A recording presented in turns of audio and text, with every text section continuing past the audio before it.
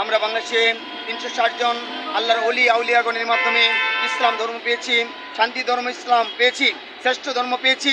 তাই আল্লাহর ওলিদের আশেক প্রেমিকদেরকে হত্যা করছে।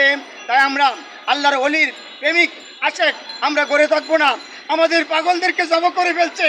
তাই আমরা আহলে সুন্নাতুল জামাত সুন্নি মুসলমান ইমামে আজম আবু হানিফা রাদিয়াল্লাহু মাযহাব আমরা ঐক্যবদ্ধ হয়ে সেই ওয়াহাবিদেরকে জবাই করে বাংলাদেশের প্রতিটি নদীতে ভাসিয়ে দেব।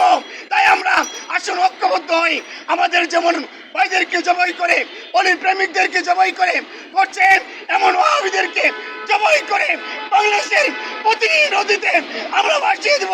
তাই আমরা ঐক্যবদ্ধ হয়ে আমরা আহলে সুন্নাতুল থাকবো এবং সবাই অস্ত্র বানাবো, এদেরকে জবাই করে বাংলাদেশের প্রতিটি নদীতে আমরা ভাসিয়ে দেব। তাহলে বাংলাদেশের কোনো অলি আল্লাহর মাজারে অলির প্রেমিকদেরকে হামলা করবে না, জমা করবে না।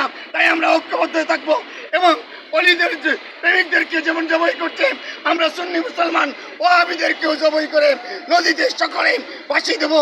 তাই বাংলাদেশে সারা পৃথিবীর সকল সুন্নি মুসলমান আমরা ঐক্য হবো, ওয়াহাবিদেরকে জবাই করে নদীতে ভাসিয়ে দেবো।